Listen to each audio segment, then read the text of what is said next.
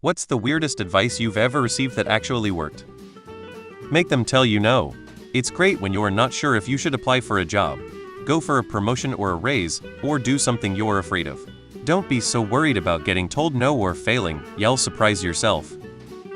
The best way to go to sleep is to pretend you are asleep. The best way to get your young kids to go to sleep is to have them pretend to go to sleep. I was having an issue where the coyotes were attacking my goats and my neighbor told me I needed a donkey. And sure enough, coyote problem solved.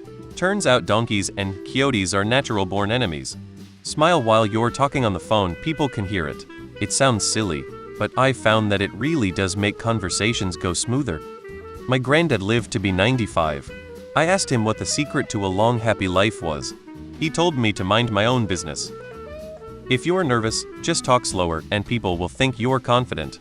It sounded ridiculous at first, but it's like magic, it actually works every single time. Just don't pay the bill. Okay, so normally you 100 have to pay bills when they show up. However, when my mother died I got some fantastic advice from a woman working at the Target customer service desk. If it's only the deceased name on the account, don't pay any credit card. Just call them up, let them know the account holder is dead, you'll normally need their SSN and date of death, and they'll close the account. Target was super nice about it and flat out told us they'd know the 300 bill. Others tried to get an answer out of me on who was the executor of the estate. I just told them sorry, I'm not sure, just letting you know she's deceased. Click. Also, don't pay them unless you really have to. In some places the debt can be inherited if you claim it by starting to pay it even if you aren't originally on the debt account to begin with. So yeah, just don't pay the bills. When I waited tables and was carrying trays of full drinks, don't look at the tray while walking. I thought it was a wives' tale, but lo and behold, full martini glasses carried through a crowded restaurant without a drop spilled. To improve your posture, pretend that you are shooting lasers out of your nipples and trying to shoot people in the head.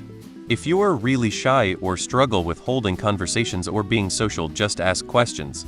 This works in 3 ways: as 1, the other person will be doing most of the talking, 2, they also leave the conversation with a positive feeling, because most people enjoy talking about themselves, and 3, it gives the sense that someone is interested in them. Bonus positive feelings about your interaction. I'm an extroverted introvert, I dislike social contacts, but the nature of my job requires ongoing interaction, and being an only child has always required me to make an effort or be on my own.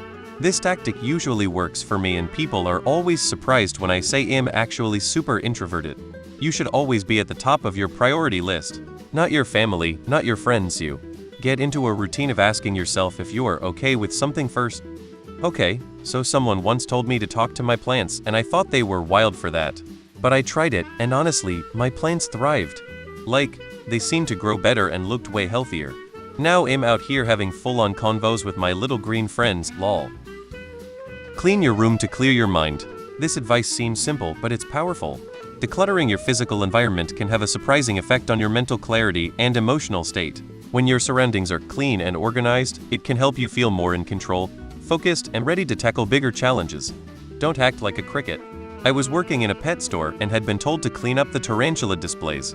I asked my boss how to avoid getting bitten by one of the tarantulas. Those suckers can jump several inches in an instant. You can't help people against their will. Buy a plunger before you need one. If you meet someone who is a little off and it is time for them to move on, say, "It is time for you to go now." It sounds so rude, but said with a friendly tone, it is a gentle guiding statement for someone who may not know otherwise. It works like a charm. Don't try to be confident, cause you probably don't know what being confident looks like. Instead, focus on not being unconfident. That tends to be a lot more natural to implement. For example, don't be so nervous, don't apologize for everything, don't make a request while blatantly telegraphing that you expect them to say no, etc. No matter what people say, you're worth something, goddammit. Someone once told me, if you want to stop hiccups, drink water upside down.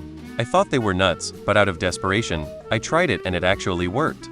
Now every time I get hiccups, I end up looking like an acrobat at my kitchen sink, but hey, no more hiccups. Don't give excuses unless they ask for it. If you were late for work, just say that you were late. Not why you were late,